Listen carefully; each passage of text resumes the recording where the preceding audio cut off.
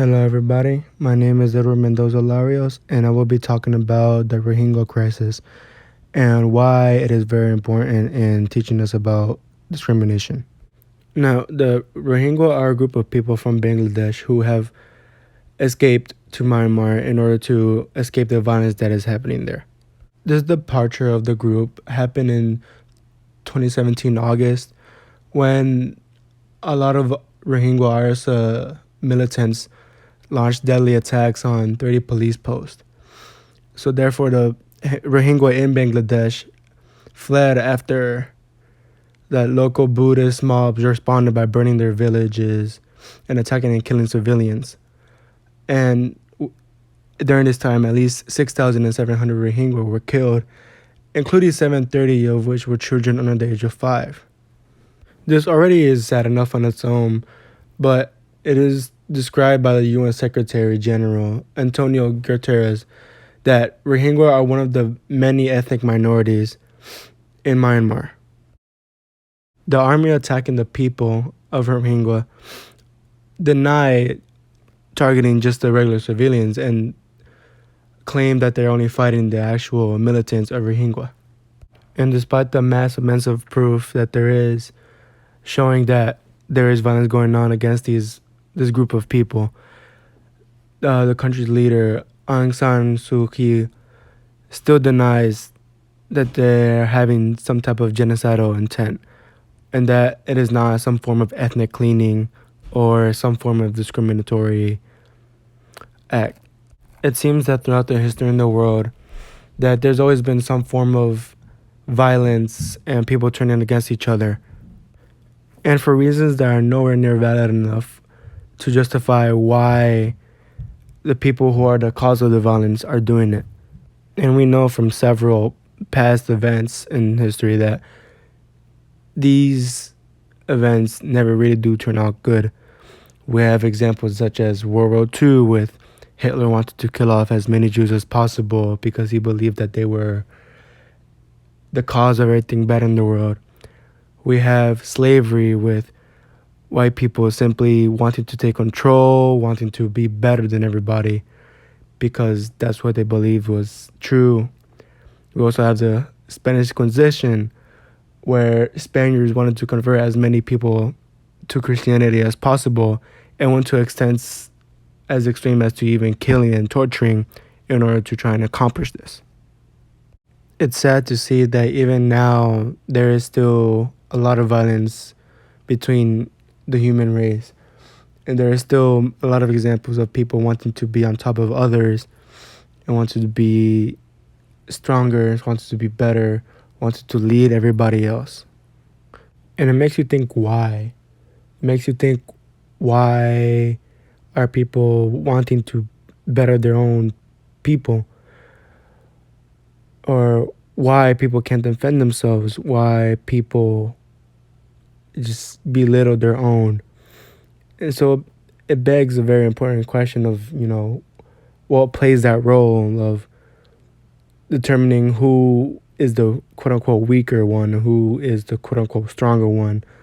What role determines who is the discrimination? What role determines who is the stronger one in situations such as the Rohingya crisis? When I think about the Rohingya crisis and everything that has happened to these people, the ways that they're being tortured, the ways that they're being mistreated and killed, it reminds me of an event that happened in Africa in the mid-1900s.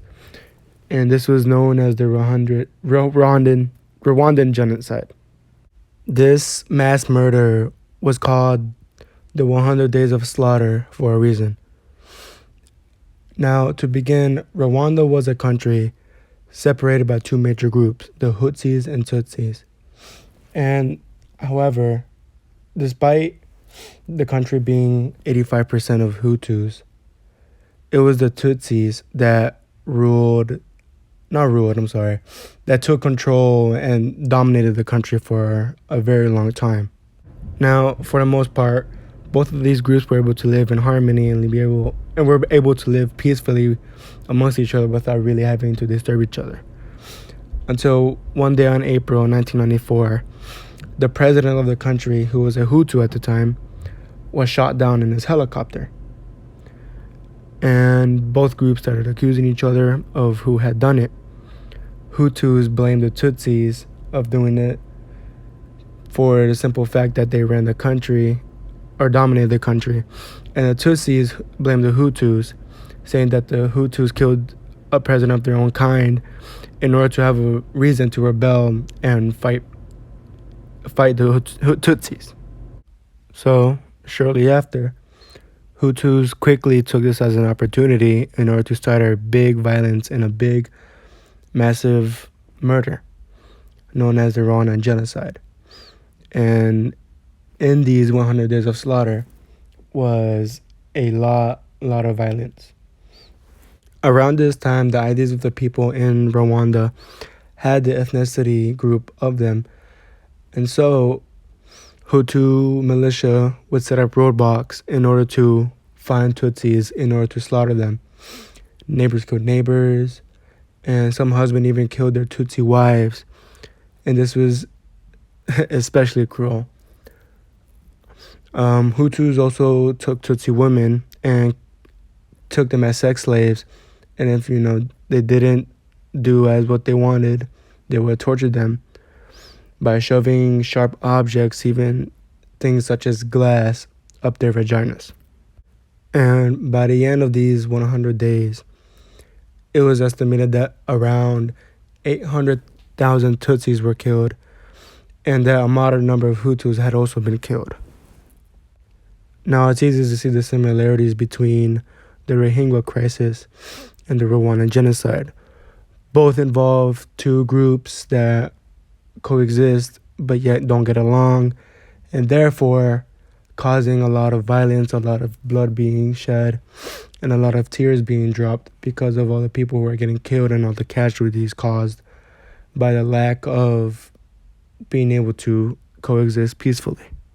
Now, thankfully enough, the Rohingya crisis hasn't reached such a death toll as bad as the Rwandan genocide, but there should definitely be some action taken because it's really important that we look at both sides of this event and this problem that's happening and see what both people want or need so that any more deaths can be prevented. As for my question that I said earlier of what is the determining factor of who is a minority and who is the one in power, it's always the ones that were already in power that usually want to take over, or just the ones who have better firepower, the ones who are more ambitious with murder and care less for the consequences of what might happen for them wanting what they do and their greediness. And to end this presentation, I will end off by saying that by finding a way to prevent events like this, it would be a lot better. And it could be a very quick answer to peace in the world, because not doing so would just cause more deaths. And one day there could be a mass murder that is across the world. So, just basically another World War III. So, thank you.